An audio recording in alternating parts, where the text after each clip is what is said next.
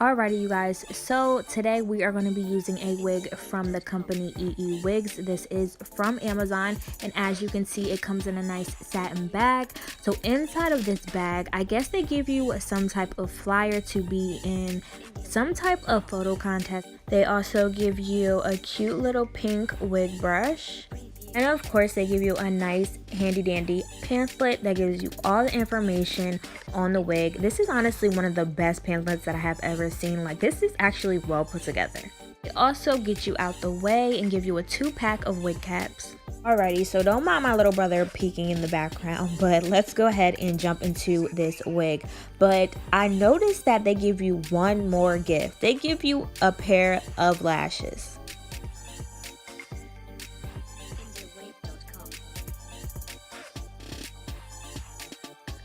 So of course, just like any other wig, this wig comes with a black netting over top of it.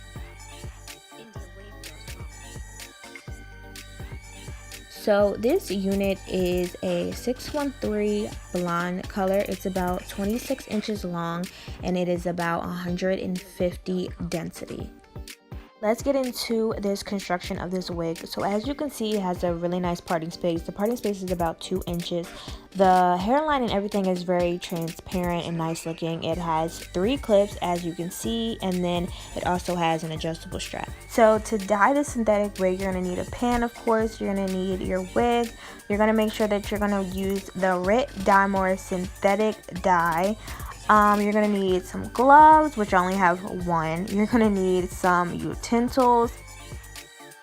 Also going to need a towel and then a bowl.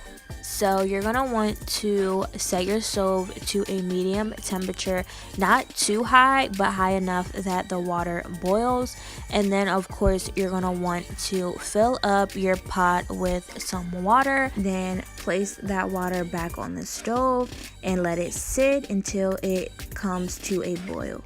So now I'm going to go ahead in with the 𝐷𝐸 synthetic dye. Now this is the key to success. You're going to want to make sure that the dye that you use is synthetic, because any other dye, it's not going to take on a synthetic wig. I don't know how much I actually used. I think maybe half a bottle, maybe less than that, and just went ahead and mixed that in. So now you see me doing the strand test. So I went ahead and dipped it into that dye just to see if it would take, and also to see what color I would end up with. And I honestly did not like that color, so I went ahead and added some more dye. After I added a little bit more dye, I went ahead and did another strand test off camera, and I actually ended up liking the color. And now the fun part. So as you can see, I just went ahead and dipped the very tips into the dye, and as you can see, the dye is taking perfectly. So I went ahead and slowly dipped the unit little by little into the dye, and then I eventually placed the entire unit into the dye.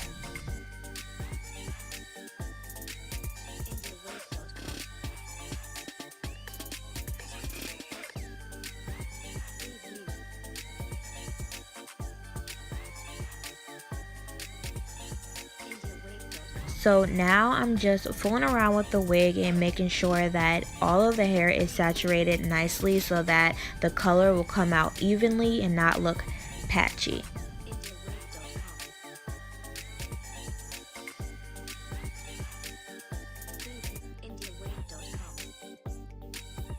I was so nervous on how it would turn out, but it turned out so well.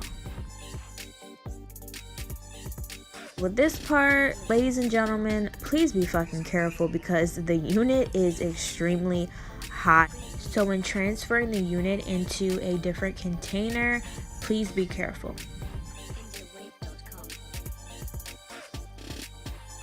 Next, you're going to want to rinse your unit in cool water. You're going to continuously rinse your unit in cool water until your unit is no longer dripping the colored dye that you used.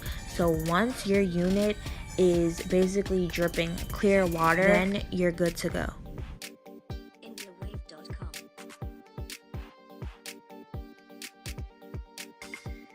So I went ahead and took the little small wig brush that the wig came with and went ahead and detangled the entire wig. As you can see, the dye also dyed the lace, but that is okay, we can still work with it.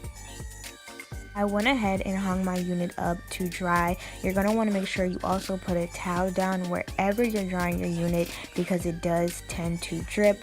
But I let it dry for maybe an hour, and after an hour it was fully dry. This is the finished and final product. It came out gorgeous. Thank you guys so much for watching, and I will see you guys again next video.